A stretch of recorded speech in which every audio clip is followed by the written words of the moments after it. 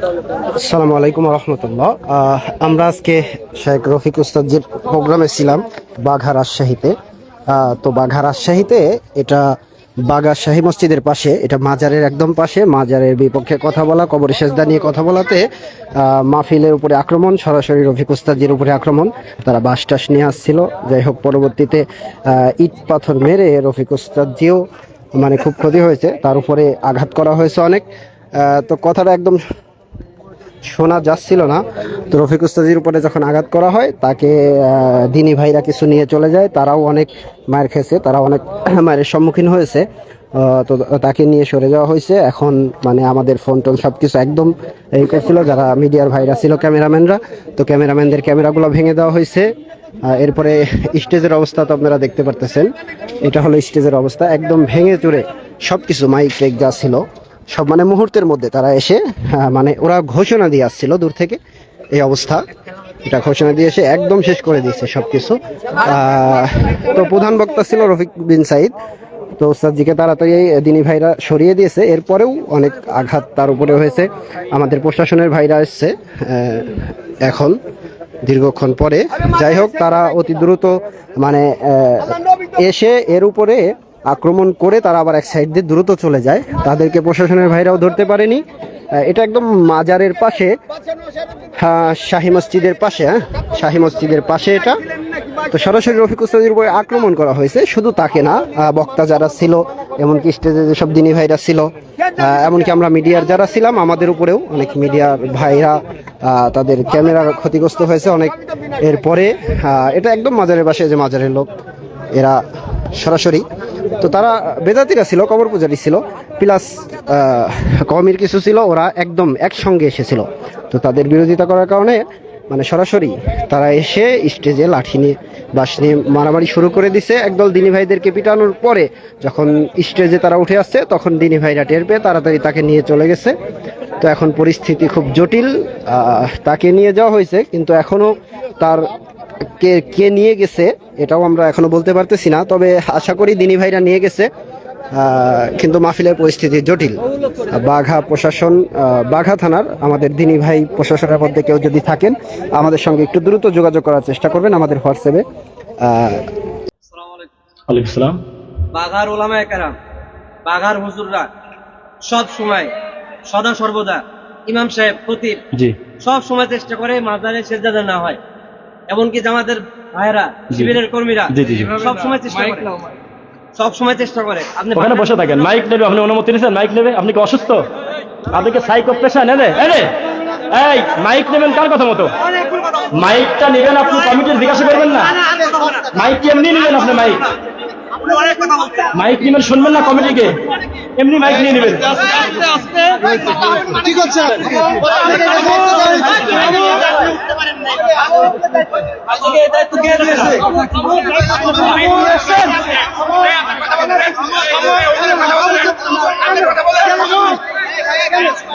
আপনি কেন করতে পারেন না?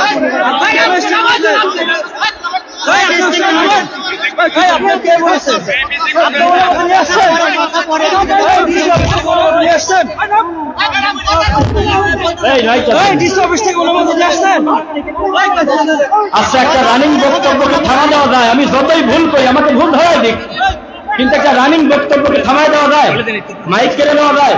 এটা কি ভালো কাজ? ভাই মেহেরবানি করে সবাই বসে যান, মেহেরবানি করে সবাই বসে যায় ভাই, আল্লাহর ওয়াস্তে বসে যায়। বসেন আপনারা বসেন, আল্লাহর ওয়াস্তে ভাই বসে যায়, সবাই বসে বসেন, আপনারা বসেন, আপনারা ঝামেলা করেন না, বসেন, আপনারা সবাই বসেন, আপনারা কেউ ঝগড়া করবেন না, বসেন। আমি তো কথা বলার দরকার না, আমি তো বোঝেন না কথা। আপনি কিছু বললে আপনি মাইকে বলবেন, অনুমতি দিবেন না? কমিটিকে কি বলছেন যে ভাই আমি দুইটা কথা বলতে চাই? এটা কি বলা যায়? আমরা আজকে মীমাংসিত বিষয়ে কথা বলবো। কোনো বাপের বেটা যাতে দাঁড়িয়ে বলতে না পারে যে আমি বিতর্কিত কোনো কথা বলছি। একবারে মীমাংসিত কথা, আল্লাহর নামে শপথ করে বলতেছি ইনশাআল্লাহ আল্লাহি। এটা যেহেতু জুমার খুতবা না, আমার সাথে আপনারা একটু কথা বলবেন ইনশাআল্লাহ, নাকি? আমি একটু তাকবীর দেই, লিল্লাহি তাকবীর। হানাফি, মালিকি, শাফি, হাম্বলি, আহলে হাদিস, সুন্নি, বেরলভী, রেজভি, কাদেরি, নকশবন্দি, পৃথিবীর যত কালেমা পড়া মুসলমান আছে, প্রত্যেক মুসলমানের দৃষ্টিতে শিরিক করা নেকির কাজ না পাপের কাজ? শিরিক করা নেকির কাজ না পাপের কাজ? আপনি এই মসজিদের ইমামকে আমার মুখামুখি ডেকে নিয়ে এসে যদি বলেন যে শিরিক করা ছোট পাপ না বড় পাপ, আল্লাহর কসম উনি যে মাযহাবেরই হোক না কেন, উনি বলবে শিরিক করা বিরাট বড় পাপ। অথচ তার মুখামুখি মরা মানুষকে সেজদা দিচ্ছে শত শত মানুষ, তার কোনো অনুভূতিই নেই, কিচ্ছু আসে যায় না। তার মুখামুখি বহু নিরীহ বাচ্চার গলায় কোরআনের আয়াত কেটে কেটে তাবিজ দিয়ে মানুষ ঘোরে, জীবনে তার অনুভূতিতেই আঘাত লাগে না। শিরক কি তাওহীদ কি তিনি বুঝতেই পারে নাই, শুধু শুনেছে স্বপ্নের গরুর মতো যে তাবিজ কবজ নেওয়া, তারপরে অন্য কিছুর উপরে নির্ভর করা, কারোর কাছে ছেলে সন্তান চাওয়া শিরক। বাস্তবে কাগজের কথা কাগজেই পড়ে আছে। মুসলমান, সুদ খাওয়া নেকির কাজ না পাপের কাজ? একসাথে বলবেন। আমার এই বক্তব্য আমি আশা করতেছি একটা প্রভাব বিস্তারকারী বক্তব্য হবে এই বাঘার মাটিতে। কোন বাপের বেটা যাতে বলতে না পারে এই লোকটা এসে অহেতুক একটা গালিগালাজ করে গিয়েছে। একদম মীমাংসিত বক্তব্য দেব। সুদ খাওয়া নেকির কাজ না পাপের কাজ? কোন মাযহাবে নেকি আছে কেউ বলতে পারবেন? সমস্ত মাযহাবে স্বীকার করেছে সুদ খাওয়া বড় পাপের কাজ। আজও পর্যন্ত আমাদের এলাকার কোন হুজুররা, বাঘার সব ইমাম এক জায়গা হয়ে কোনো দিন বলে নাই আমাদের মসজিদের সভাপতি সুদখোর, আমাদের এলাকার প্রধান দায়িত্বশীলরা সুদখোর, আসো আমরা সুদখোরের ব্যাপারে ঐক্যমত গঠন করি, আমরা হাতে হাত রেখে আমাদের সব দ্বন্দ্ব ভুলে গিয়ে এলাকাকে কিভাবে সুদ মুক্ত করা যায় সেই চেষ্টা করি। কোনো দিন হুজুররা তা করে না। ঘুষ খাওয়া নেকির কাজ না পাপের কাজ? জেনা ব্যভিচার ভালো কাজ না মন্দ কাজ? মীমাংসিত বড় বড় পাপ আমাদের হুজুররা মেনে নিয়েছে, শুধু মানতে পারে নাই হলো বুকে হাত বাঁধা।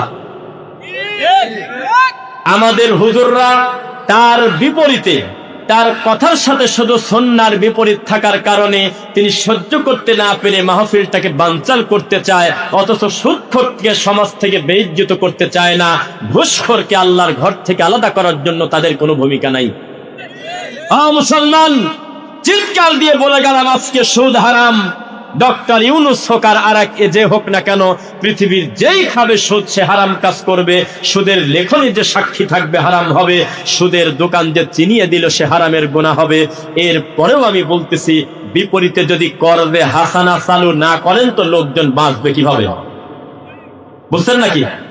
সারাদিন ফতোয়া দিচ্ছেন যে মিলাদ পড়লে গুনাহ হবে, কিন্তু মিলাদের বিপরীতে রাসূলের প্রতি দরুদ পড়লে কত লাভ হবে, এইটা যদি জাতিকে আপনি না বোঝাতে পারেন, এই জাতি সত্য নিবে কার কাছ থেকে? ও মুসলমান, আপনাদের আর আমাদের ভিতরে শুধু পার্থক্য এক জায়গা। আপনারাও বলেন শিরক হলো পাপ, আপনারাও বলেন বেদাত হলো পাপ। পার্থক্য এক জায়গা। আপনারা শিরিককে পাপ বলে শিরিকের সিরিয়াল দেন না, আর আমরা কোনটা কোনটা শিরিক এটা চোখে আঙুল দিয়ে ধরায় দেই। এটাই হলো আমাদের অন্যায়। মুসলমান, আজকের এই বৈঠকে আপনি সিদ্ধান্ত নিয়ে যান একেবারে ঠান্ডা মাথায়। আকার ইঙ্গিতে আমরা সমস্ত হুজুর সুদ মেনে নিয়েছি, জিনা ব্যভিচার মেনে নিয়েছি, জর্দাকে হালাল করে নিয়েছি, বড় বড় পাপকে আমরা মেনে নিয়েছি, শুধু মানতে পারি নাই আল্লাহর রাসূলের সুন্নাহ। এজন্য আমাদের প্রতি আল্লাহ লানত ছাড়া কিছু নাই। মুসলমান, কথা কলিজা ছিঁড়ে যাচ্ছে, আবেগে বহু কথা বলবো কোরআন হাদিসের দলিল দিয়ে। আল্লাহ তুমি তৌফিক দেবো, বলেন আমিন। আল্লাযী খালাকাল মাউতা ওয়াল হায়াতা লিয়াবলুয়াকুম আইয়ুকুম আহসানু আমালা। আমি মানুষের মউত আর হায়াত সৃষ্টি করেছি এই কারণে আমি শুধু পরীক্ষা করব কে কার থেকে কর্মে উত্তম। এইটা আমি পরীক্ষা ছাড়া কাউকে ছাড়ব না। এটা পরীক্ষার জায়গা। যে ভালো কাজ করতেছে তারও পরীক্ষা হচ্ছে, যে মন্দ কাজ করতেছে তারও পরীক্ষা হচ্ছে। বিচারের মাঠে দেখা যাবে কে সঠিক ছিল কে বেঠিক ছিল। এই জমিনে হক বাতিলের ফয়সালা বোঝা যায় না। এই জমিনে যারা হকের পতাকা নিয়ে মানুষের দাঁড়ে দাঁড়ে তাওহীদ প্রচার করে, তাদের বক্তব্য 500 জন লোক বসে শোনে না, আর 32 ইঞ্চি বক্তার সামনে হাজার হাজার লাখ লাখ লোক বসে থাকে। এদেশের ধর্মের হাড়িতে কুত্তায় মুখ দিছে। যাদের সাথে ধর্মের দিনের কোনো সম্পর্ক নাই, দাঁতগুলো তরমুজের বিচি, সারাদিন জর্দা খায়, ধর্মকে বিকৃত করে, রাসূলের প্রতি মিথ্যা অপবাদ দেয়, রাত দিন জাল হাদিস প্রচার করে, পীর ফকিরের গল্প করে, তাদের নামের উপরে লক্ষ লক্ষ মানুষ জড়ো হয়। মানুষ মনে করতেছে এটাই মনে হয় হকের মাপকাঠি। ওয়া ইন তুতিউ আকসার মান ফিল আরদি ইউদিল্লুকা আন সাবিলিল্লাহ, হে নবী, এই জমিনে অধিকাংশ মানুষের মতামতকে যদি মেনে নেন, তারা আপনাকে মূল রাস্তা থেকে গোমরাহ করে ফেলবে। ইয়াত্তাবিউনা ইল্লা যান্না ওয়া ইনহুম ইল্লা ইয়াখরুসুন, কারণ অধিকাংশ লোক চলে হলো অনুমান আর ধারণার উপরে। হক একা থাকলেও হক, বোঝা যাচ্ছে? বাতিল যদি 999 হয় তবুও বাতিল, হক যদি একজন হয় তবুও সেটা হক। মুসলমান, সংখ্যা দিয়ে কি করব তা আমরা জানি না। এই বাঘার মাটিতে আজকে হক কথা বলতে গিয়ে যদি স্টেজে আমাকে কেউ আঘাত করে, আমাকে যদি মেরেও দেয়, আমার বিন্দু মাত্র আফসোস নাই। তবে মানুষের বাচ্চা হলে সে আমাকে বলতে হবে আমার কোন বক্তব্য আমি দলিল ছাড়া দিয়েছি, সবার সামনে আমি কান ধরে তওবা করে তারপর স্টেজ থেকে যাব। মুসলমান, এই গ্রামে কোন হুজুর কোন তরিকা তা জানি না, আমি কোন হুজুর কোন মানে আমি জানি না, নামও জানি না।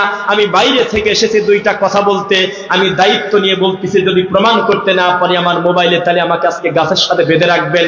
গত কয়েকদিন আগে মুখটা ঢেকে আপনাদের এই শাহী মসজিদের আশপাশের যত মাজার এবং যত উঁচু কবর আমি সব ঘুরে ঘুরে দেখছি। আপনাদের এই মণিগ্রামের কাছাকাছি একজন দিনী ভাইয়ের সঙ্গে আমি গোটাটা ঘুরে ঘুরে দেখছি, কেউ যাতে চিনতে না পারে। আমি কিছুদিন আগে ঘুরে গেলাম। আমি জানতে চাচ্ছি, ও বাঘার হুজুররা, মাওলানারা, আপনাদের শরীরে রক্ত নাই, আছে হলো পুজ আর পায়খানা। তাই যদি না হবে, এই জায়গা আল্লাহর কসম করে বলতেছি, তারা মরা মানুষকে সেজদা যদি না দেয়, তাহলে আমি মিথ্যক। আমার চোখের সামনে কুষ্টিয়ার 4 জন লোক এসেছে, তার বাচ্চার মেধা শক্তি যাতে ভালো হয় এজন্য একটা মুরগি মানত করার পরে বাচ্চাকে মাজারের আশপাশে এইভাবে গড়ায় দিল এবং মাজারের মাটি নিয়ে কপালে এইভাবে নিচ্ছে আর সুমা খাচ্ছে আর সেজদা দিচ্ছে। ও মুসলমান, ও মৌলবী, ও হুজুর, তুমি আজকে মাহফিল বন্ধ করার জন্য থানায় গিয়েছিলে, তুমি সত্যি করে বলো, এই রকম কুকাম যারা করে, আমার রব ছাড়া অন্য কোনো কিছুর নামে যারা সেজদা দেয়, আরবিতে তাদের বলা হয় মুশরিক। আর যারা সহ্য করে তারাও অমানুষ। যারা এগুলোকে পুষে রাখে তারা মানুষের বাচ্চাই না। তুমি কোনোদিনও ফতোয়া দিলে না আল্লাহ ব্যতীত মরা মানুষের কাছে সেজদা দিলে পিঠের চামড়া তুলে দেব। তুমি আমাদের বক্তব্য বাধা দিলে কেন? উত্তর দাও। এই মাহফিলে আমার বাপ আসে নাই, আমি রফিক বিন সাইদের মা এখানে নাই, আমার বংশের কেউ নাই। আমার মতো লোককে পিটাতে লাগলে কোনো ব্যাপারই না, এখান থেকে বাঁশ তুলে পিটায় চামড়া তুলে দেওয়া যায়। আমার পক্ষে লোক থাকবে কেন? কিন্তু প্রমাণটা আগে করতে হবে। আমি এখানে এসে কোন কোন পাপের কথা বলে গেছি, কোন দলের দিকে ডাকছি, কোন হুজুরের নাম নিয়েছি, কোন হারামকে হালাল বলছি, কোন হালালকে হারাম বলছি, প্রমাণ করেন, তারপরে আমাকে পিটান। আর যদি না হয়, আমি আজকে প্রমাণ করে যাব, আপনি যদি ভালো হুজুর হন, তাহলে আবু জেহেলও ভালো। উনি যে কুকর্ম করেছে, আপনি একই কুকর্ম করেছেন, কারণ শিরিককে বানাইছেন তাওহীদ, আর তাওহীদকে বানাইছেন শিরিক। পৃথিবীর কোন ইমাম একমত ছাড়া দ্বিমত হন নাই। তাহেরির মতো ল্যাংটাকে ধরে নিয়ে এসে যদি বলেন মাজারে সেজদা দেওয়া কি, আল্লাহর কসম তাহেরি পর্যন্ত স্বীকার করবে মাজারে সেজদা দিলে শিরিক হয়। তো বাঘার হুজুররা বোঝে নাই কেন? শাহী মসজিদের ইমাম খতিব বোঝে নাই কেন? এই বাপের বেটা এসেছি শাহী মসজিদে খুতবা দিতে, এক খুতবা দিয়ে চাকরি চলে যাক, বাড়ি চলে যাব। কোন বাপের বেটা যদি প্রমাণ দিতে পারে কবরে সেজদা দেওয়া যায়, আমি হুজুর দেব। আর যদি না থাকে, এই কবরকে পিটার সমান করে মাটির সাথে মিশায় দাও। আর যারা যারা এখানে মানত করে গরু ছাগল নিয়ে আসবে, কান ধরে ঘোরায় তাদেরকে তওবা করে আল্লাহর কালেমা পড়ে তারা বাড়িতে যাক। ও হুজুর, তুমি মনে করেছো তুমি বাধা দিচ্ছ জন্য আজকে রফিক বিন সাইদ বোরকা পরে আসবে? তুমি চেনো না, তুমি যত বাধা দেবে আমি তত বেশি করে সত্য বলবো। তোমার কাছে মিথ্যা বলে পার পেতে পারি। আমার সামনে এতগুলো ক্যামেরা, শত শত বছর এই বক্তব্য রাতারাতি ইউটিউব যদি গায়েব না হয় থাকবে। তুমি আবার নতুন করে শুনে দেখো, ইনশাল্লাহ এই বৈঠকে একটা কথা আমি হারামকে হালাল বলবো না, একটা হালালকে হারাম বলবো না। ইনশাল্লাহ যা আছে তাই বলবো। ইন্নাল্লাহা, নিশ্চয় আল্লাহ, লা ইয়াগফিরু, ক্ষমা করেন না, আই ইউশরাকা বিহি, তার সাথে শরীক করাকে, ওয়া ইয়াগফিরু, তবে ক্ষমা করে দেন, মা দুনা যালিকা লিমান ইয়াশা, শিরক ব্যতীত যত পাপ আল্লাহ যাকে খুশি ক্ষমা করে। ওয়া মা ইউশরিক বিল্লাহ, কেউ যদি আল্লাহর সাথে শিরক করে ফাকাদ হারামাল্লাহু আলাইহিল জান্নাহ, চিরতরে তার জন্য জান্নাত হারাম। আপনি আমাকে খালি একবার বলেন, এই বাঘার হুজুররা কেন সবাই এক জায়গা হয়ে বলে না এখানে শিক্ষিত মানুষের বসবাস, এটা একটা উপজেলা, হাজার হাজার ভদ্রলোক চলাচল করে, কে কোথায় আসো আসো, আমি হুজুর ডাক দিচ্ছি, একটা কবরে সিজদা দেওয়া, একটা মানতের গরু ছাগল ঢুকতে দেব না, একটা জট পাগল, শিকল পাগল, বদনা পাগল, ঠাকুর নারী ভুরি ঢুকতে দেব না। সবাইকে ঘোষণা দিয়ে জানিয়ে দেব এখানে 1 টাকা মানত করা যাবে না। ইযা সালতা ফাসআলিল্লাহ, যা দরকার আল্লাহর কাছে চাইবো। এই দিন বুঝতাম যে তুমি একটা হুজুর, অথচ তুমি এখন পায়জামাও না। ও মুসলমান, এত গায়ের শক্তি কি কারণে আসে তুমি বোঝো না? কারণ দাঁতের ভিতরে এখন জর্দা নাই, সেই জন্য পাওয়ার বেশি। আমি তাবিজ কবজ বিক্রি করে ধর্ম করি না, বিক্রি করি না, সেজন্য গায়ের বল বেশি। আমি মানুষের দোকান উদ্বোধন করে ধর্ম বিকৃত করি না, মরা মানুষের বাড়িতে গিয়ে কুলখানি খাই না, আমি নিরীহ বাচ্চার গলায় তাবিজ ঝুলিয়ে দেই না, আমি আমার আল্লাহকে ছাড়া অন্য কাউকে গায়েবের মালিক মনে করি না, আমি মরা মানুষের কাছে ছেলে সন্তান চাই না, এজন্য আমার খাসাটা ভালো। আর তুমি মৌলবী হলে 2টা টাকার লোভে ধর্ম বিক্রি করতে খাও, তুমি মানুষই না। মুসলমান, একটা লোক কালেমা পড়ার পরে তার জন্য সবচেয়ে বড় ভয়ের নাম হলো শিরক। রাগ করতেছেন মনে হয়? বক্তব্য কি নরম করে দেব? মার যদি আজকে খেতে হয় সব দিনই ভাই একসঙ্গে খাবো, আমি কি একা খাবো নাকি? ইনশাল্লাহ।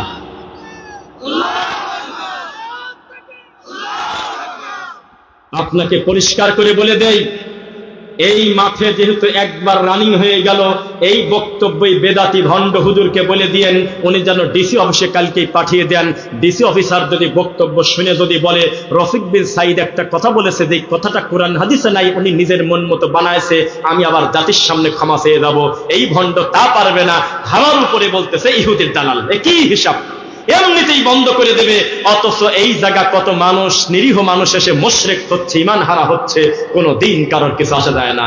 ও মুসলমান, আল্লাহর এই মাটির উপরে 3টা মসজিদ আছে, যেই মসজিদে জিয়ারত করা যায়, বাড়ি থেকে নিয়ত করে নেকি বেশি পাবো মনে করে যাওয়া যায়।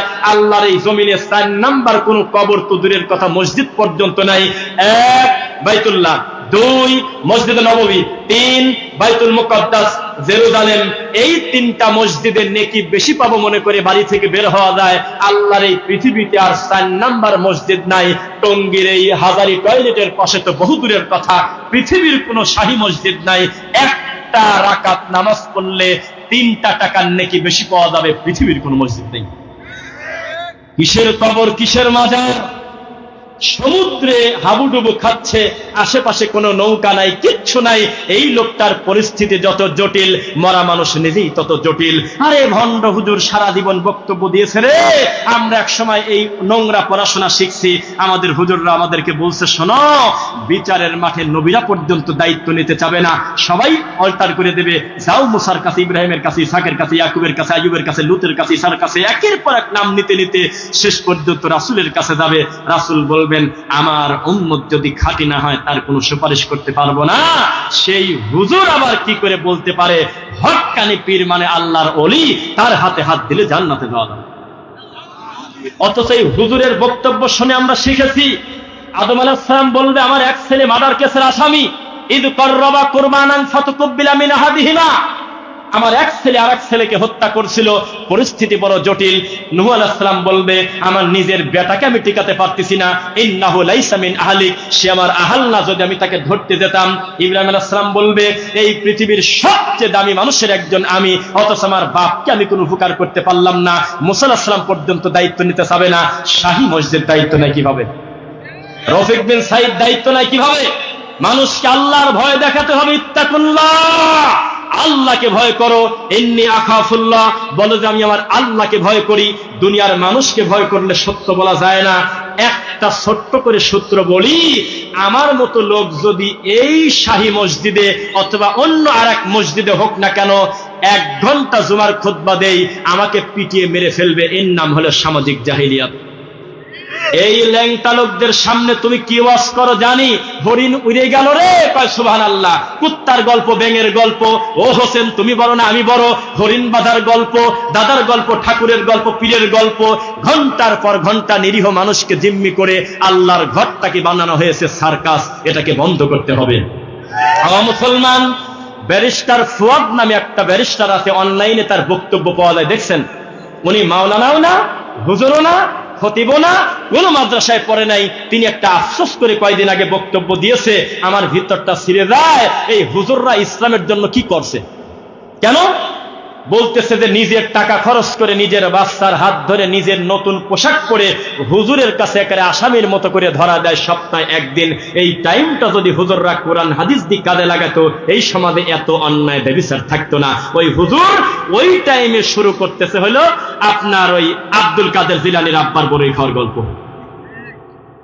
একটা ম্যাজিস্ট্রেট, একজন ডিসি, একজন এসপি, একজন ওসি, একজন এমপি, একজন মন্ত্রী, একজন চেয়ারম্যান, একজন মেম্বার, একজন সামাজিক দায়িত্বশীল, আর কোন সময় সালাত পড়ুক আর না পড়ুক, জায়নামাজ নিয়ে সামনের কাতার জুমার খুতবায় অন্তত যায়। জুমার খুতবায় যখন গেছে, তখন যদি বলতো 1 টাকা মেরে খেলে তোর খবর আছে, 1 টাকা সুদ খেলে এই পাপ হয়, জনগণের অর্থ আত্মসাৎ করলে তার কি ক্ষতি, তখন ওই সভাপতি, তখন ওই চেয়ারম্যান বাড়ি দেওয়ার সময় মাথাটা নিচের দিকে তাকিয়ে বলতো, আল্লাহ এই ভয়াবহ পাপ থেকে তুমি আমাকে বাঁচাও। আর এই হুজুর যখন মসজিদে খুতবা দেওয়া শুরু করে, আর এই সবচেয়ে বড় বড় পাপী যখন মসজিদে ঢোকে, তখন হুজুর বলতেছে, আব্দুল কাদের জিলানীর বাপ বড়ই খাইছে 18 বছর, তো বড়ই খেলে না নারকেল খেলে তার দাম কি?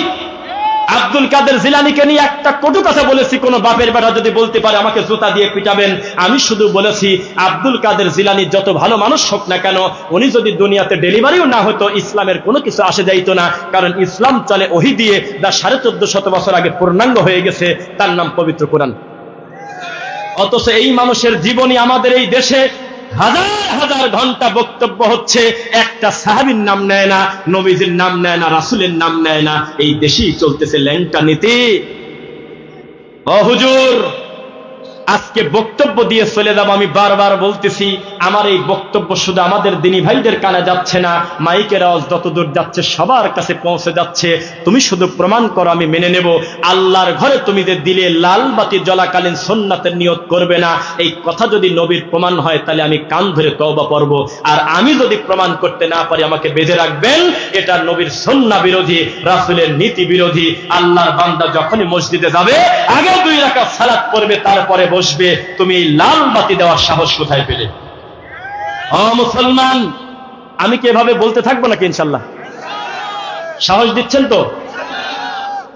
শোনেন, যেই জাতি সালাতকে পর্যন্ত ছাড় দিল না, আল্লাহর হকে সবচেয়ে দামি ইবাদত হলো সালাত, এই সালাতের আগে পড়তেছে ইন্নী ওয়াজ্জাহতু। কোরআন মাজিদে আছে, আয়াতটা অস্বীকার করব না। হাত বাঁধার পরে আমার নবী মাঝে মধ্যে সানা হিসেবে পড়তো। এই বেদাতীরা ওখান থেকে টানি বাইর করে নিয়ে নামাজের বাইরে নিয়ে আসে। নাওয়াইতু আন উসাল্লি লিল্লাহি তাআলা রাকাতাই সালাতিল ফজরি ফরদুল্লাহি তাআলা ইক্তাদাইতু বিহাদাল ইমাম। এই কথা যদি রামায়ণেও কোথাও লেখা থাকে, তাহলে আমি মিথ্যুক, কোথাও নাই, এমনি চলে। আমি জানি না কি কারণ চলে, কোথায় আছে দিন নাই, খবর নাই। এখন কোন হুজুর হাত তুলে বলবে না, যেহেতু এই দেশে 90% লোক আমরা নাওয়াইতু পড়ি, এই হুজুরকে আজকে ধরবো, দলিল একটা পাইছি, আসে নাকি কারণে? মুসলমান, শত শত বছর ধরে বলে আসতেছি, ফজরের নামাজের ফরজ যখন ভিতরে রানিং চলে, আমাদের এই দেশে প্রায় 98টা মসজিদে বারান্দায় সুন্নাত পড়ে। আমি বলেছি, এরা মার্ডার কেসের আসামি থেকে বড় আসামি, এরা ভণ্ড প্রতারক। যেই নবী বলেছেন সফরে নামাজ কমে যায়, 4 হয় 2, 3 হয় 3, 2 হয় 2, নফলের নাম নাই। সেই নবী বলেছে ভিতরের নামাজ আর ফজরের আগের 2 রাকাতের গুরুত্ব আছে, তোমরা পড়ে নিও। গুরুত্ব আছে কথা ঠিক, তবে নবীজি কোনোদিন ফজরের সুন্নাত ছুটে যাওয়ার কারণে ফরজ বাদ দিয়ে পড়েন নাই। তিনি বলেছেন, ইদা উকিমাতিস সালাত ফালা সালাতা ইল্লাল মাকতুবা। একবার যদি আল্লাহর ঘরে ইকামত শুরু হয়, আর কোনো নামাজ নাই, রুকু থাকলে রুকু বা সিজদা থাকলে সিজদা বাদ, একটানে চলে গিয়ে তোমরা ফরজে ঢুকে পড়ো। কেন এটা শুধু আমরা মানি? কেন তোমার কানে ঢোকে না? তুমি কি নামাজ নিয়ে মস্কারা করো? মসজিদের ভিতরে আল্লাহর ফরজ পড়ে, তুমি বারান্দায় সুন্নাত পড়ো, তুমি অসভ্য। জীবনে কোনোদিনও স্বীকার করলে না জুমার নামাজে আল্লাহর নবী রানিং খুতবা ঠেকায় দিয়ে একটা লোককে বললেন যে, কম, তুমি দাঁড়াও, 2 রাকাত পড়ে বসেছো? না, আপনি খুতবা দিচ্ছেন, দুনিয়ার সবচেয়ে ভালো মানুষ, এজন্য চট করে বসে পড়ছি। আল্লাহ নবী বললেন, কম, দাঁড়াও। ইলা দাখালা আহাদুকুমুল মসজিদ লা ইয়াজলিস হাত্তা ইউসাল্লা রাকাতাইন, যেই হোক না কেন, যখন হোক না কেন, আল্লাহর ঘরে ঢুকবে, আগে 2 রাকাত নামাজ হবে, তারপরে বসা হবে। এই নামাজটা পড়া ওয়াজিব, এইরকম পর্যায় পর্যন্ত বড় বড় ইমাম বলেছে। আর আমাদের দেশের হুজুররা খুতবা বানাইছে 3টা, পিছনে লেখছে কবলাল জুমার সুন্নাত টাইম পরে দেওয়া হবে, আগে বসে পড়েন, লাল বাতি দিয়ে দেয়। কোথায় আছে হাদিস? নবী বলেছেন বাইনা কুল্লি আযানাইনি সালাহ। এটার অনুবাদ কেউ জানেন নাকি? আপনি তো ঠিক বলে দিলে ঠিক পাওয়া যাবে না, আপনি তো আলেম ভাই, আপনারা বলেন দেখি। নবী বলেছেন প্রত্যেক 2 আজানের মাঝে নামাজ আছে। আজান, একামত আজান, মাগরিবের আজানের পরে 5-7 মিনিট সময় দেয় কিনা? আমি আগে চলে যাওয়ার কারণে আল্লাহর রাসূল আমাকে অনুমতি দিয়েছে, আমি 2 রাকাত সালাত আদায় করে তারপরে বসবো। আর বেদাতি হুজুর এই সুন্নাত ঠেকানোর জন্য ফাদায়েলে আমল নিয়ে দাঁড়া থাকে, যদি আমি ভুল বলে আমাকে ধরে বাঁধিয়ে রাখবেন। আজকে ঢাকা শহরে নতুন বেদাত চালু হয়েছে, দেখেছেন কেউ?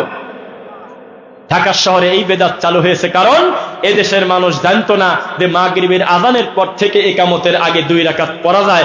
রাসূলের হাদিস যখন ব্যাপকভাবে মানুষের কাছে পৌঁছে গেছে, ভালো আলেম তৈরি হয়েছে, এই তাবিজ কবজের ভিড়েও যখন সত্যবালা মানুষ শিখে গেছে, তখন একদল যুবক মসজিদের ভিতরে গিয়ে 2 রাকাত পড়ে বসে, হুজুর সহ্য করতে না পেরে তখন ফাদাইল বাড়ি করে বসে আছে। কি করবেন করেন? 1 সেজদা সমান 1 লক্ষ রাকাতের সেজদার নাকি কাবা ঘর।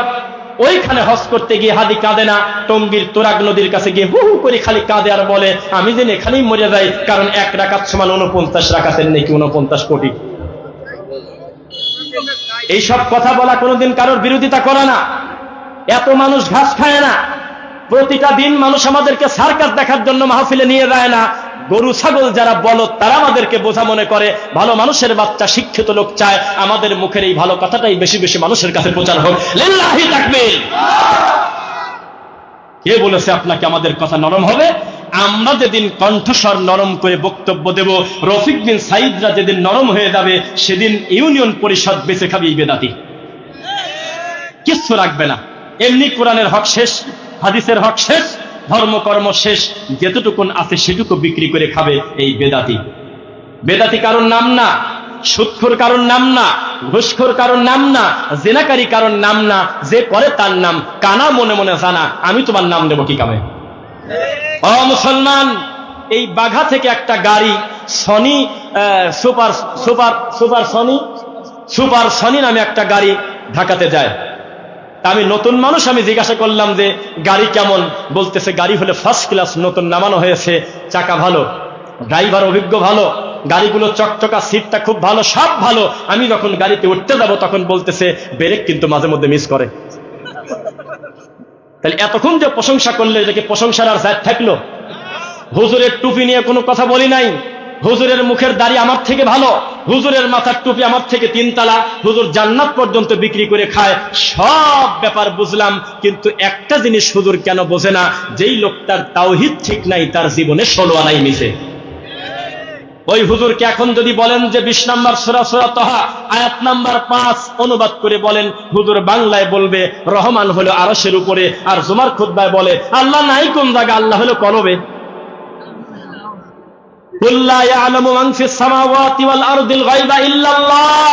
হে নবী, আপনি বলে দেন আসমান আর জমিনে কে আছে? আমি আল্লাহ ছাড়া গায়েব জানে, গায়েবের মালিক একমাত্র আল্লাহ। এখানে অনুবাদটা ঠিকই করতেছে। জুমার খুতবায় গিয়ে বলে ও বাবারা, আল্লাহর ওলির কবরের কাছে গেলে হাত তুললে আল্লাহ দোয়া কবুল করে নেয়। কি বলে এগুলো? জান্নাতি মানুষ শুয়ে আছে, জীবনে কোনোদিন কোনো বাপের বেটার সাহস হলো না।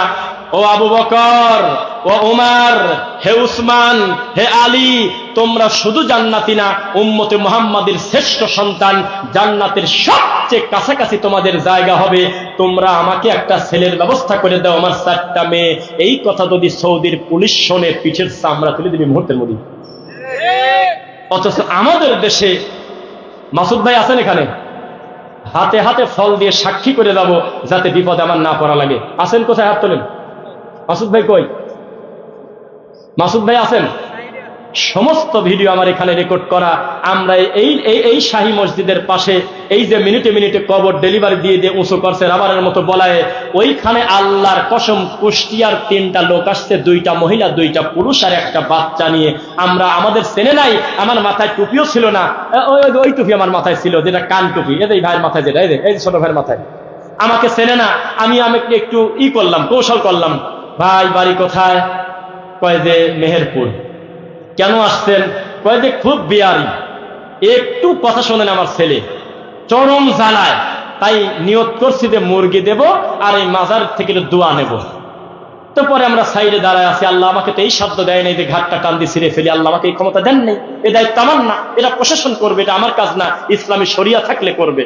আমি ধৈর্য ধরে আমি বারবার বলতেছি, আল্লাহ এই সময় তুমি যদি আমাকে মৃত্যু দাও, আমার জীবনের শেষ কর্ম হবে হলো এই কুকাম দেখা, আল্লাহ তুমি আমাকে বাঁচাও। আল্লাহ আমি ধৈর্য ধরে দাঁতে কামড় দিয়ে 3জন ছিলাম, এখানে 3জনই আছে। তখন বললাম যে ছেলে কি করবেন? তখন এই খাদেমের হাতে, খাদেম হলো জাহান্নামের কুকুর, এই খাদেমের হাতে মুরগি দিল। মুরগি দেওয়ার পরে মুরগিটা দিল আর কি যেন কাগজে লিখে দিল আর টাকা দিল। তো বলতেছে আমি বলে দেবো না, মাজার আল্লাহর কাছে বলে দিবি। এরপরে এই পাশে এসে আল্লাহর কসম আমি যদি মিথ্যা বলি, আল্লাহ তোমার গজব এর থেকে বড় কথা হয় না। কয়েকদিন আগের ঘটনা, নভেম্বর মাসে, তখন এই বাচ্চাটাকে এইভাবে গড়ায় দিল। বলতেছে ওর পুরা গায়ে যেন মাজারের মাটি লাগে, সেভাবে চেষ্টা করেন যতদূর পারেন। তখন এই বাচ্চাকে গড়ায় দিচ্ছে, 3-4 বার গড়াগড়ি পারার পরে ওই মাটি এইভাবে কবরে টান দিনি কপালে মুছতেছে।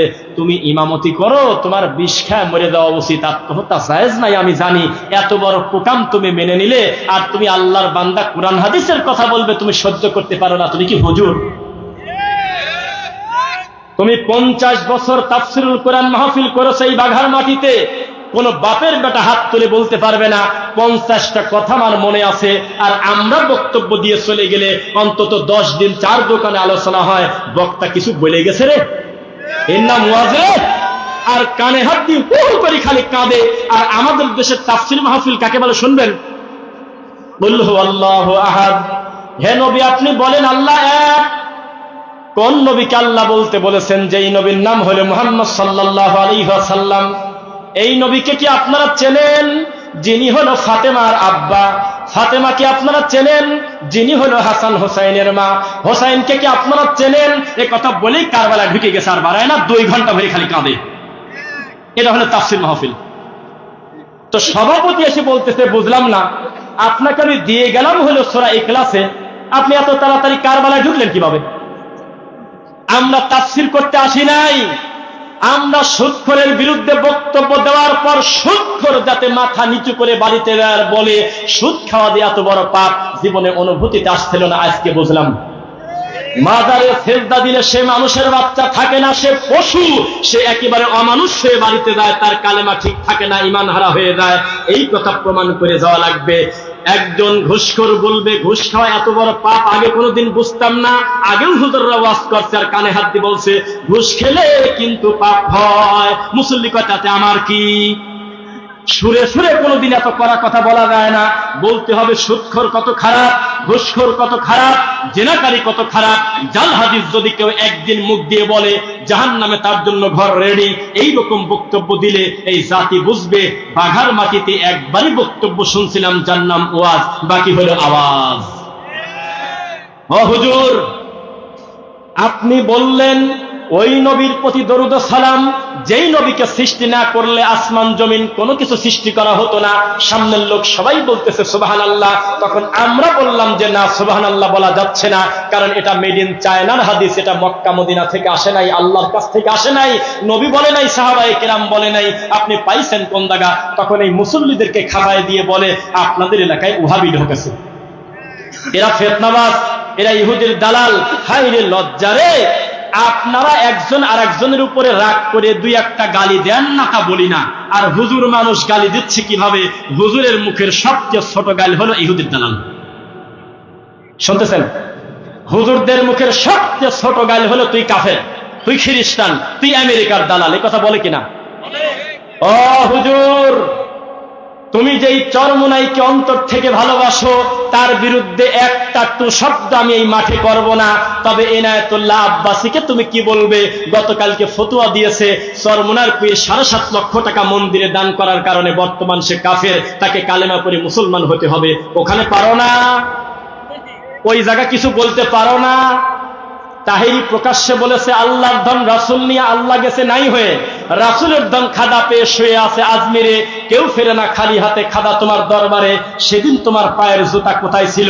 সেদিন তোমার ইমানের পাওয়ার কোথায় ছিল? সেদিন তো কিছু বলে নাই।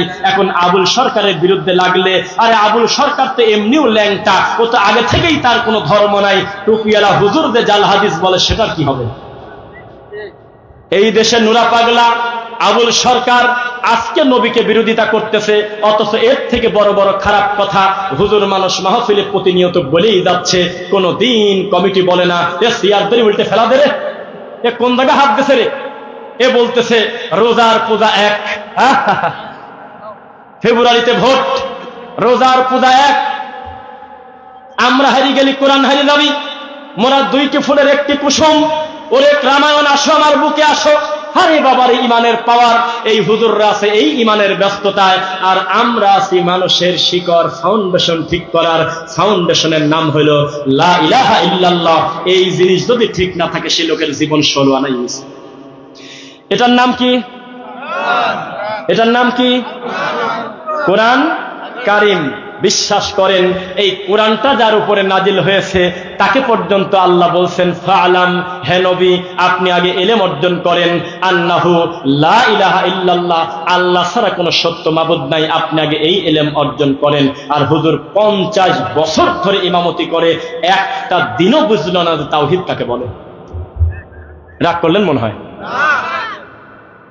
ও মুসলমান, আমাদের এই সারা বাংলাদেশে বিরাট বড় বড় আল্লামা আছে, আছে কিনা? শাইখুল হাদিস আছে কিনা? দাবা আছে কিনা? কুসে আছে কিনা? হাজার হাজার লকবধারী, প্রতি 10 মিনিট পর পর নতুন করে মুফতি ডেলিভারি হচ্ছে। আলেমের শহর, হাজার হাজার মসজিদ মার্বেল পাথর দিয়ে হচ্ছে। তবে আমার ভিতরে একটা ব্যথা, উইলিয়াম ক্যাম্বেল যখন 21 বছর ধরে বলল কেউ কি আসো, কোরআনে 21টা ভুল আছে, এটা কি কেউ সংশোধন করবে, চ্যালেঞ্জ গ্রহণ করবে, তখন আমাদের আল্লামা কোথায় ছিল? শ্রী শ্রী রবিশঙ্কর যখন বলল কোরআন মাজিদে 43টা ব্যাকরণগত ভুল আছে, তখন উপমহাদেশের একটা মুফতি কোনোদিন বলে নাই ওরে ঠাকুর দ্বারা আমি আসতেছি, মুখামুখি বসে সংশোধন করে দেব তোকে, কোরআনে এক জায়গায়ও ভুল নাই, তোর প্রশ্নেই ভুল। কেউ কথা বলে নাই, কারণ তখন হুজুররা ব্যস্ত ছিল মিলাদকে দ্বারা পড়বো না বসে পড়বো সেইটা নিয়ে।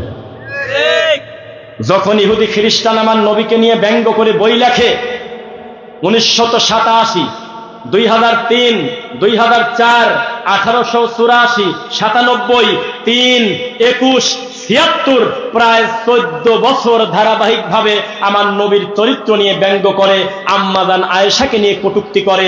উপমহাদেশের একটা মৌলবী বলে নাই যে আমরা চ্যালেঞ্জ গ্রহণ করলাম, আমরা চ্যালেঞ্জ নিয়ে দাঁড়িয়ে যাব আল্লাহর কোরআন নিয়ে। তারা কেউ চ্যালেঞ্জ গ্রহণ করে নাই, বরং তারা বলেছে আমাদের আরো কিছুদিন সময় লাগবে, আমরা ব্যস্ত আছি, মিলাদকে দ্বারা পড়বো না বসে পড়বো, এখনো সিদ্ধান্ত নিতে পারিনি। এই ভণ্ড হুজুররা যখন তাবিজ নিয়ে ব্যস্ত, মিলাদ নিয়ে ব্যস্ত, কুলখানি নিয়ে ব্যস্ত, এদের সবচেয়ে দামি কিতাবের নাম যখন হয়েছিল বেহেশতি দেওয়ার মাকসুদুল মুমিনিন তাজকিরাতুল আউলিয়া কসাসুল আম্বিয়া, তখন একটা প্যান্ট শার্ট পরা টাই পরা লোককে দিয়ে আল্লাহ সারা পৃথিবীর ইহুদি খ্রিস্টানের হাঁটু কাঁপায় দিয়েছে। ও মুসলমান, বছরে বছরে তোমাদের ল্যাংটা মা এসে কোটি কোটি টাকা নিয়ে নেচে যায়। এই 90% উপরে মুসলমান যেই দেশে কোনোদিন হুজুর ফতোয়া দিল না, ব্যানার নিয়ে নামলো না, আর রানিং পিস টিভি চলতেছে ইন্ডিয়া, আমার দেশের গৃহপালিত মুফতিরা ব্যানার নিয়ে রাস্তায় বের হয়ে বলল জাকির নাকের পিস টিভি বন্ধ চাই, বন্ধ চাই, বন্ধ চাই। আমি কি বানা বলতেছি নাকি ভাই? তাহলে জমে যাচ্ছেন না তো? আবার লিল্লাহি তাকবীর। আল্লাহ কবুল করুন, বলুন আমিন। আমি কি বেশি শক্ত বলতেছি কিনা? মুসলমান, ডক্টর জাকির নায়েক এই দেশে আসবে 28 নভেম্বর। তিনি কান্না কণ্ঠে বললেন আমার মনে বড় স্বাদ, আমি আপনাদের বাংলাদেশে গিয়ে 1 মাস থাকবো। এদিকে প্রোগ্রামও প্রায় সবকিছু সেট করা হয়ে গেছে, কোন ঠাকুরের যেন চাপে আসতে পারল না, অথচ কয়েকদিন পর পর ল্যাংটা মহিলা এসে নাচে যায়, কোটি কোটি টাকা নিয়ে খেলা উদ্বোধন করে যায়। কোথায় তোমার ফতোয়া?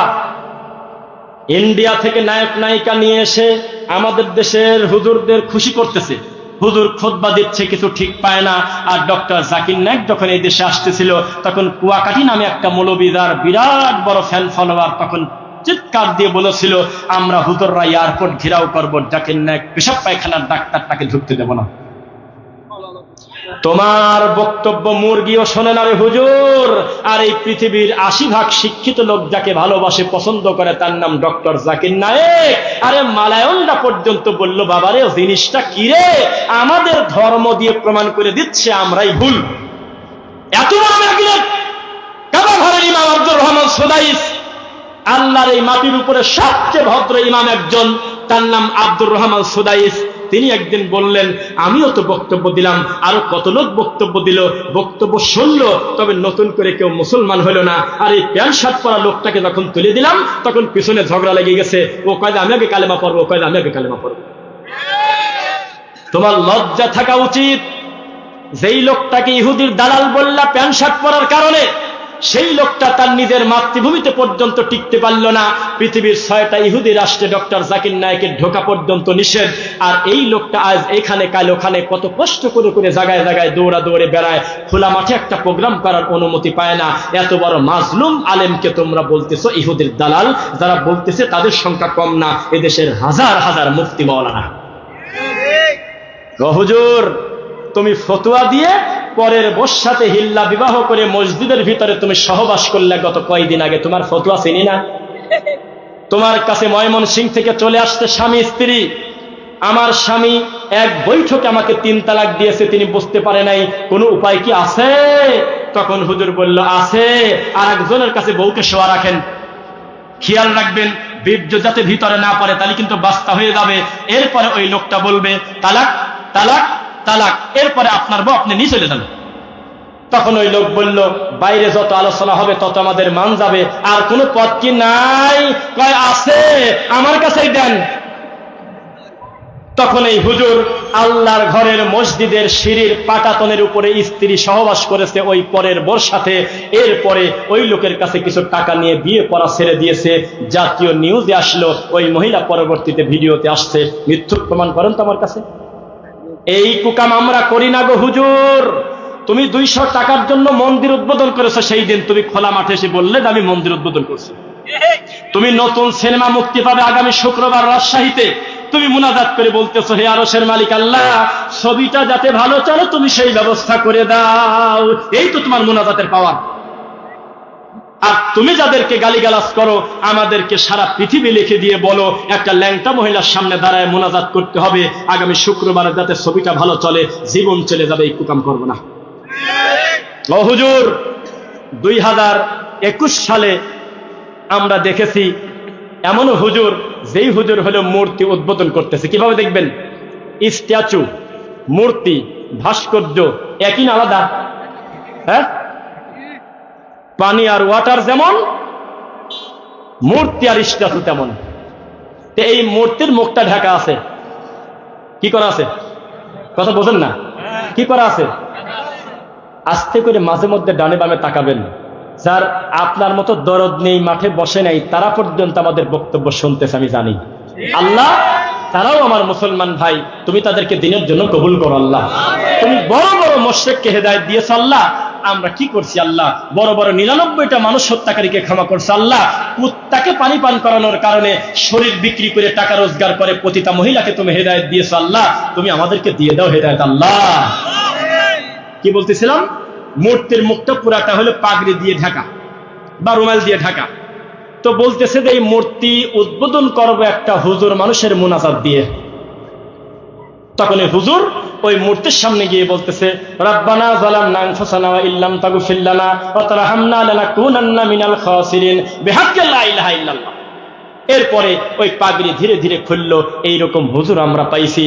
চট্টগ্রামের একটা শিল্পী, তার নাম আয়ুব বাচ্চু। মৃত মানুষকে নিয়ে কটু মন্তব্য করবো না, তার হিসাব আল্লাহর কাছে চলে গেছে। এই লোকটা মরার পরে চট্টগ্রামের ব্যান্ড সঙ্গীতের আয়োজনে খতমে কোরআন ও মিলাদ মাহফিলের আয়োজন করেছে। স্টেজের ভিতরে গিটারের ছবি পিছনে ওখানে ওই লোকটার ছবি দেওয়া ওই বাদ্যযন্ত্র কমিটি একটা খতমে কোরআনের ব্যবস্থা করেছে।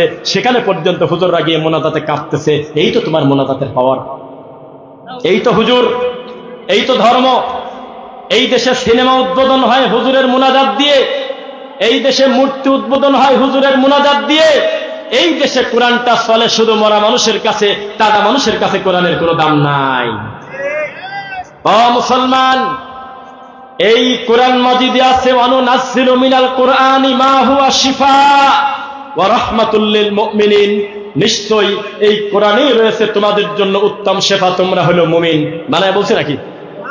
আমরা পড়েছি ইখলাস, ফালাক, নাস, আয়াতুল কুরসি, বাকারা শেষ দুই আয়াত, সূরা মুলক, এগুলো পড়লে আল্লাহ বরকত দেয়। মান করা আল কোরআন ফালাহু আশরু আমসালিহা, কেউ যদি একটা হরফ পড়ে প্রতি হরফে 10 নেকি।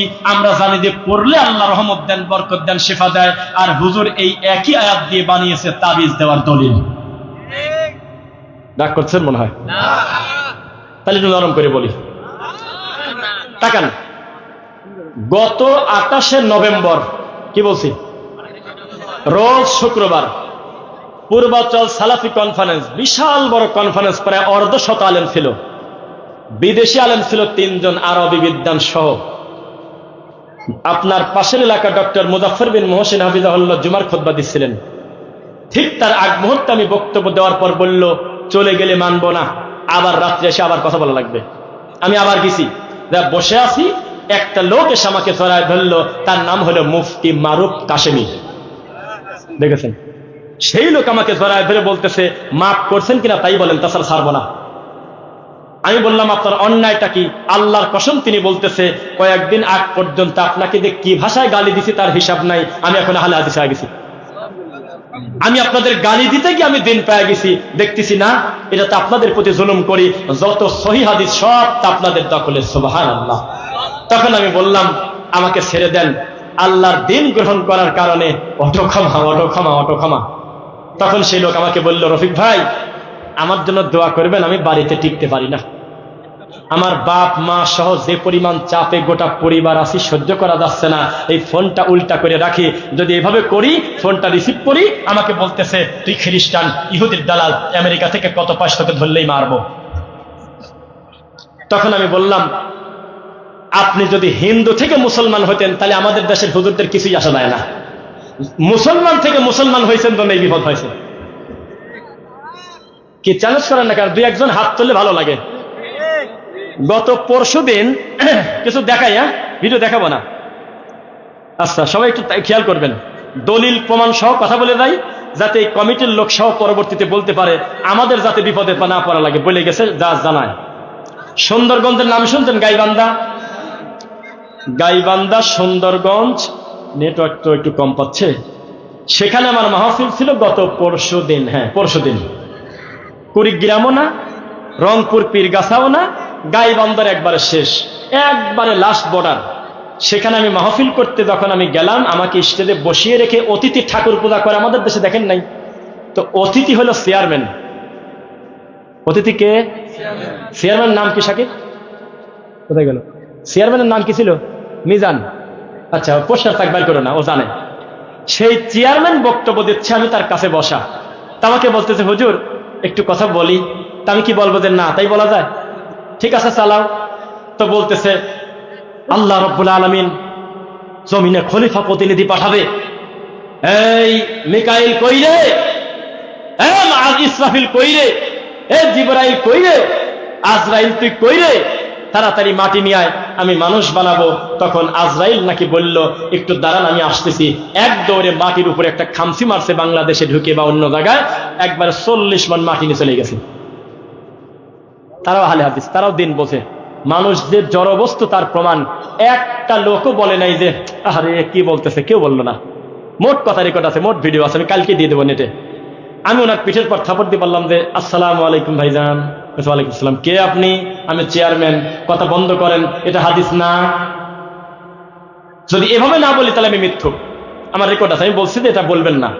কেবল যে কথাটা বললেন এটা কোরআনেও নাই, হাদিসেই না, এটা হলো মেড ইন চায়নার কথা।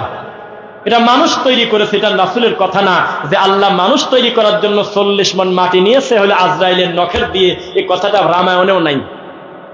বিশ্বাস করেন, ওই লোকের মুখের দিকে তাকায় দেখি মনে হচ্ছে আশেপাশে বিষের বোতল খুঁজতেছে, বিষ খায় মরে যাবো, হজম করতে পারতেছে না। আবার এ কথাও কয় না যে না আমার কথাই ঠিক আছে, তাও বললো না, বলবে কিভাবে? শেষ পর্যন্ত আমি বললাম, আপনি শুধু ভোট চান, আপনি শুধু দোয়া চান, আপনারা ধর্ম প্রচার করতে আসেন না। যা বোঝেন না আন্দাজে বলতে যাবেন কেন? এটা আমাদেরকে বলতে দেন। তখন উনি যাই হোক দিয়ে একটা কথা বলে বলতেছে, আমার আর একটা প্রোগ্রাম আছে তো আমি চলে গেলাম। যাও। তারপরে আমরা আমাদের বক্তব্য দিলাম, আর সামনের লোকদের ছাড়লাম। একজন লোক যদি আমার সাথে সহযোগিতা করে বলতেন, চেয়ারম্যান সাহেব আপনাকে ভালোবাসি, নইলে কোনোদিন প্রধান অতিথি দিতাম না, কেবল যে কথাটা মুখ দিয়ে বললেন এটা নবীর প্রতি অপবাদ, এ ধরনের কোনো ঘটনা ঘটে নাই, তাহলে ওই চেয়ারম্যান মরা পর্যন্ত জীবনে না জানি একটা কথা বলতো না। আপনারা কিছুই বলেন না, জন্যই তো এদেশে যত জাল হাদিস ডেলিভারি হয়। এই মানুষদেরকে ডাকতে হবে। এই বাঘাতে এসে বক্তা যদি মিথ্যা কথা বলে, হরিণ বাঁধার গল্প বলে, ও হোসেন তুমি বড় না আমি বড়, আর 36 ইঞ্চি বক্তা এসে যদি জোকারি সার্কাসি খেলে, সঙ্গে সঙ্গে বলতে হবে আপনাকে আমরা ভালোবাসি, তবে আপনার এই বক্তব্য সঠিক নয়, আপনি ফিরে আসেন। দেখতেন যে বাঘাতে ওই হুজুর আসতো না, অন্যান্য বেদাতি ঢুকতে গেলে মানা করতো, এই এলাকায় ঢুকিস না, জায়গায় ভুল ধরে। মানুষের কোনো অনুভূতি নাই, কোনো ফিলিংস নাই, এভাবেই দিন চলে যাচ্ছে, খাচ্ছে পায়খানা করতেছে, তার ভিতরে কোনো অনুভূতি নাই। এখন যদি আমি বলি 10 জন মানুষের হাত দেখবো, 1 মাসের ভিতরে যতবার স্ত্রী মিলন করেছেন, প্রতিবার আমার নবীর পদ্ধতিতে দোয়াটা পড়েছেন, 10 জন লোকের হাত উঠবে না। এ জাতি জীবনভর কি ওয়াজ শিখছে? এখন যদি সবাইকে দাঁড় করাই, অধিকাংশ লোকের প্যান্টটা লুঙ্গিটা পায়জামাটা আছে টাকনুর নিচে, এইটা আমাদের দেশের ওয়াজের ফসল, এইটা ওয়াজ। এখন যদি মুসলমানের বাচ্চাকে দাঁড়াতে বলি, মাফলারটা সরালে মুখটা লেডিস না জন্ডিস বোঝা যায় না, পুরুষ মানুষের মুখটা মহিলাদের মতো ক্লিন, কোনো দাড়ি নাই, হুজুরের কিচ্ছু আসা যায় না, কারণ তার মসজিদের সভাপতি সুদ খায়। কয়েকদিন আগে একটা নিউজ দেখলাম, মসজিদের টাকা বেশি হওয়ার কারণে ব্যাংকে টাকা রাখছে, অতিরিক্ত সুদের টাকা দিয়ে ইমাম আর মুয়াজ্জিনের বেতন দেখা। ও হুজুর, এত বছর বক্তব্য দিয়েছেন, এখনো এদিক টাকা দেখেন, এখনো টাকনুর নিচে কাপড়। আমি ওনার দিক তাকাবো না, ওনারা কষ্ট পাবে, এখনো কাপড়। কেন? এটা কমন ওয়াজ। এই কাজ করলে আল্লাহ তার দিকে তাকাবেন না, এটা কোনো মাযহাবের ওয়াজ না। সবাই একমত, বিচারের মাঠে মা আসফালা মিনাল কাবাইনি মিনাল ইজারি ফাফিন্নার। কেউ যদি টাকনুর নিচে কাপড় পরে এই কারণে তাকে জাহান্নামে দেওয়া হবে। এখনো পর্যন্ত টাকনুর নিচে কাপড় কেন? ওরা প্রত্যেকে অন্তত জুমার নামাজটা পড়ে। হুজুর এ ব্যাপারে তার কোনো ফিলিংস নাই। হুজুর বলতেছে আব্দুল কাদের জিলানীর বাপ বড়ই খাইছে, 18 বছর গোলামি করছে, তাতে আমার কি? সে নারকেল খেলে না পিয়ারা খেলো, এই কথা আমি কি বলবো? আমার জাতির ক্যান্সার। মহিলা মানুষ পুরুষ মানুষের মতো বিড়ি খায়, জানেন আপনি? মহিলা মানুষ ছেলে মানুষের মতো পোশাক পরে রাস্তায় ঘোরে, ছেলে মানুষের কানে দুল। 18 বছরের ছেলে হাফ প্যান্ট পরে হোন্ডা চালায়, 20 বছরের ছেলে 1 পাশে চুল কালো 1 পাশে চুল লাল। হুজুরের কিছুই আসে যায় না, ওয়াজ বলে খুঁজে পায় না। কয় যে সবাই রেডি আছেন তো? কয় হ্যাঁ। কয় শাহজালালের বক্তব্য দেব কি? কয় যে গৌর গোবিন্দ যাতে পানি না পায়, বদনার মধ্যে সব পানি ভরে ফেলছে। কি করবেন কত? এরকম এরকম কুকথা রামায়ণে আছে কোনোদিন? এই দেশের সবচেয়ে দামি ওয়াজ হলো মনসের পাগলের জেলের মধ্যে বলে আল্লাহ চলে গেছে। আরে কে মনসের পাগল? কিসের সাথে কি নারী ভুড়ি লাগায় আল্লাহকে অপমান করতেছে? একটা সোতা জুতা খোলে না, হাত চাতেছে কোন জায়গা? জবাবদিহি থাকতে হবে। আমি বারবার বলতেছি, আমাকে আজকে বাঁধেন, খালি প্রমাণ করেন যে আপনার অমুক জায়গা ভুল ছিল। সত্যি থাকলে, ভুল স্বীকার করলে কিছু হয় না, বলবো যে আমার স্লিপ অফ টাং হয়ে গেছে। তবে এরকম স্লিপ অফ টাং করেন না, বিশ্বের এততম সুন্দরী নারী অমুক, তার নাম অমুক, বিসমিল্লাহ বলে তার দিক তাকা থাকবেন, এটা কোনো স্লিপ অফ টাং না। এরকম হুজুর এই দেশে আছে কিনা যে আল্লাহর নাম নিয়ে নায়িকার দিক তাকাতে বলে? আছে কিনা? এই তো হুজুর, এই বলে তার স্লিপ অফ টাং। মুসলমান, পৃথিবীর কোন বাপের বেটা যদি প্রমাণ করতে পারে আল্লাহর নবী তার জীবনে একদিন বা তার সাহাবীরা নবীর কবরের কাছে গিয়ে একটা গরু দান করে বলছিল, বাবা আমাকে তুমি উদ্ধার করো, এই শাহী মসজিদ না 1000 কোটি শাহী মসজিদ এক জায়গা করলে যার কবরের দুরাসমান মূল্য হবে না, এটা সবাই স্বীকার করবে। সেই কবরে যদি কালকে একটা মুরগি নিয়ে দেন, পিঠের চামড়া তুলে দেবে, তারা ঘাড় ধরে ঘুরিয়ে দিবে। পুলিশ আর বলবে ইদা সাআলতা ফাসআলিল্লাহ, যা দরকার কাবার মালিকের কাছে চাইলে কাজে শিখাবে, কাজে শিখাবে। আল্লাহর রাসূলের কাছে ছেলে চাওয়া যায় না, মেয়ে চাওয়া যায় না। সারাটা জীবন তিনি চেয়েছে আল্লাহর কাছে, এমনকি নবী বলেছেন জুতার ফিতাও যদি ছিঁড়ে যায় আল্লাহকে বলো আল্লাহ জুতার ফিতা যে ছিঁড়ে গেল। আর ছেলে চাওয়া যায় না মুসলমান, শাহজালালের কাছে ছেলে চাচ্ছে, কয় যে জিন্দা ওলি।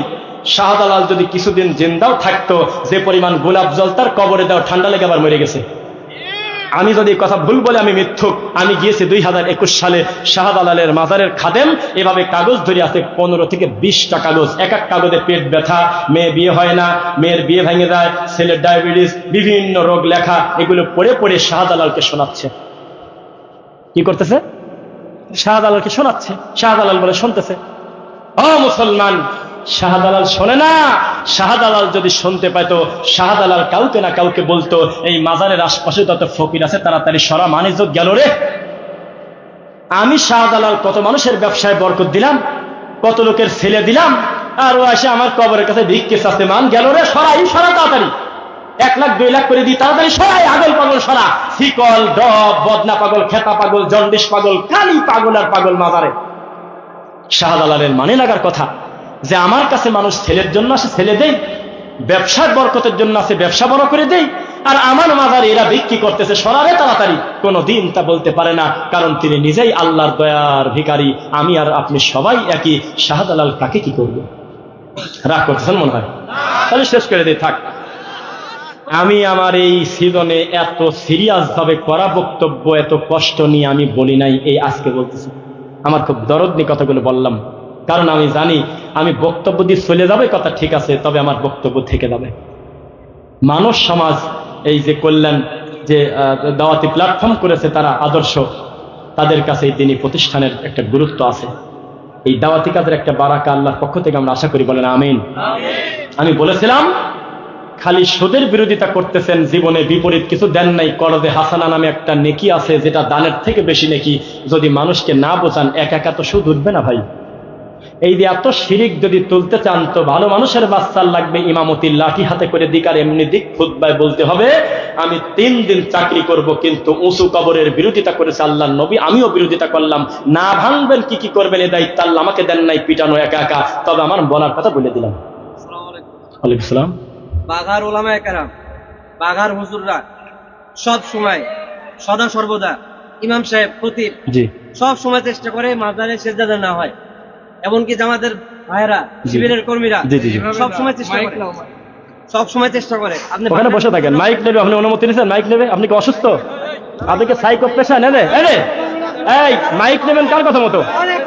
মাইকটা নেবেন আপনি, কমিটির জিজ্ঞাসা করবেন না। মাইক কি এমনি নেবেন আপনি? মাইক নেবেন, শুনবেন না কমিটিকে, এমনি মাইক নিয়ে নেবেন। ঠিক আছে,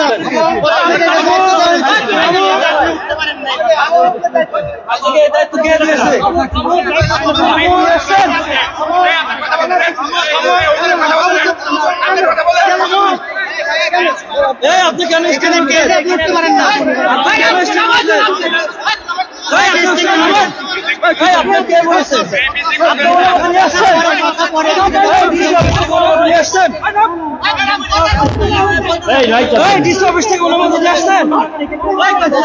আচ্ছা, একটা রানিং বক্তব্যকে থামা দেওয়া যায়? আমি যতই ভুল করি আমাকে ভুল ধরাই দিক, কিন্তু একটা রানিং বক্তব্যকে থামাই দেওয়া যায়, মাইক কেড়ে নেওয়া যায়?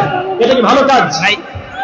ভাই মেহেরবানি করে সবাই বসে যান, মেহেরবানি করে সবাই বসে যায় ভাই, আল্লাহর ওয়াস্তে বসে যায়। বসেন আপনারা বসেন, আল্লাহর ওয়াস্তে ভাই বসে যায়, সবাই বসে যায়। আপনারা বসেন, আপনারা ঝামেলা করেন না, বসেন, আপনারা সবাই বসেন, আপনারা কেউ ঝগড়া করবেন না, বসেন। আমি তো কথা বলার দরকার না, আমি তো বোঝেন না কথা। আপনি কিছু বললে আপনি মাইকে বলবেন, অনুমতি দিবেন না। কমিটিকে কি বলছেন যে ভাই আমি কিছু কথা বলতে চাই? এটা কি বলা যায়?